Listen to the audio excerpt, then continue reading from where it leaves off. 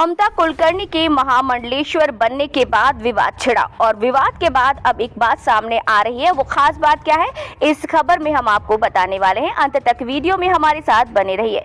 ममता कुलकर्णी ने आखिर मान लिया है कि ड्रग तस्कर के लिए उन्होंने शुरू की थी तपस्या, मिलने गई थी जेल भी और लंबी साधना और वैराग्य ने बना दिया साध्वी।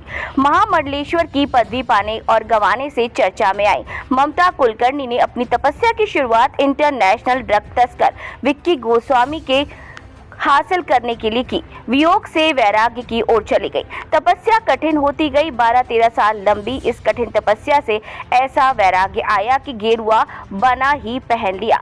इस यात्रा का एक पड़ाव प्रयागराज महाकुंभ में महामंडलेश्वर की गद्दी भी रही। अब ममता कुलकर्णी इस बात को स्वीकार भी करती हैं। ममता कुलकर्णी ने मान लिया है कि उन्होंने तपस्या शुरू तो की थी इंटरनेशनल ड्रग तस्कर विक्की गोस्वामी के लिए, लेकिन इस तपस्या ने उन्हें मोह माया से दूर कर दिया। फिल्म एक्ट्रेस से महामंडलेश्वर की पदवी तक पहुंची ममता ने यह भी दावा किया कि अब उनकी कुंडली जाग गई है। इसके लिए उन्होंने दुबई के शेख जायद रोड के फ्लैट में 12 से 13 साल तपस्या की। विक्की को बचाने के लिए शुरू हुआ तब उन्हें संन्यास और महामंडलेश्वर की गद्दी तक ले गया। ममता ने यह भी मान लिया है कि उनके सेक्रेटरी के जरिए ड्रग माफिया विक्की से मुलाकात के बाद दोनों के दिल के तार जुड़ गए थे। विक्की उन्हें मम्स कहता था। बाद में जब ममता को पता चला कि विक्की पहले से शादीशुदा है तो उन्होंने उससे ब्रेकअप कर लिया।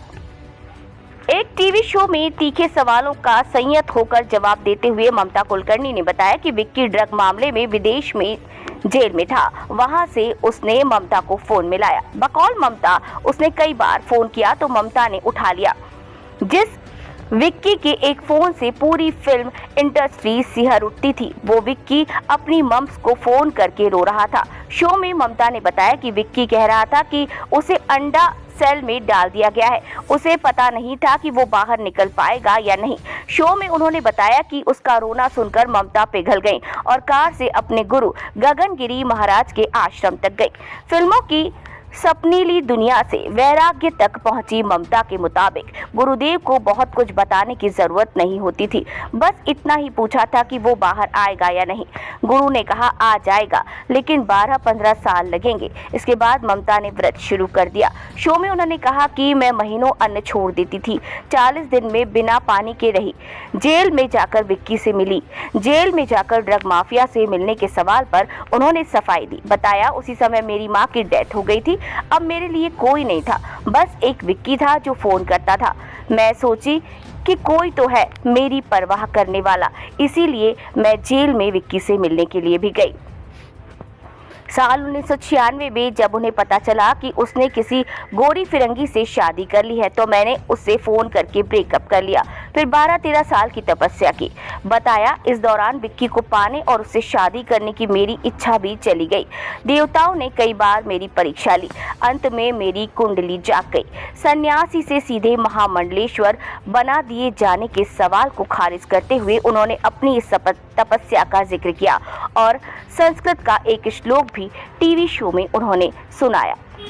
विक्की गोस्वामी अंतर्राष्ट्रीय स्तर का ड्रग तस्कर है। ममता के मुताबिक इस वक्त वो केन्या में रह रहा है। ड्रग मामले में ममता कुलकर्णी के विरुद्ध भी मामला दर्ज किया गया था और पुलिस ने उन्हें भगोड़ा घोषित कर दिया था। इस मामले में टीवी शो में ममता ने कहा कि ये पुलिस की साजिश थी। उनके पास उस वक्त 10 फिल्में थीं।